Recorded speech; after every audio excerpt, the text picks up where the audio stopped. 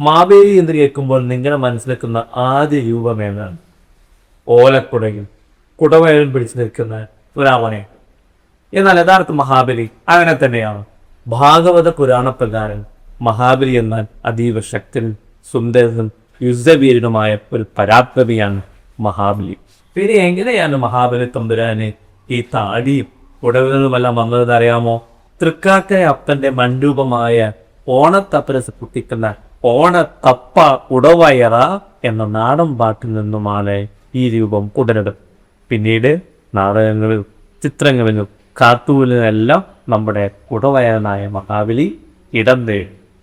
പക്ഷേ യഥാർത്ഥ ചരിത്രവും യഥാർത്ഥ സംസ്കാരവും നമ്മുടെ ബുദ്ധിതാരമായ അറിയേണ്ടതില്ലേ? ആ ചരിത്രം, ആ സംസ്കാരം, ആ പൈതൃകം തോൽപ്പാവക്കൂത്ത് ദൃശ്യകലാരൂപത്തിലൂടെ ഞങ്ങൾ നിങ്ങൾക്ക് മുമ്പിൽ രക്ഷിക്കുകയാണ്.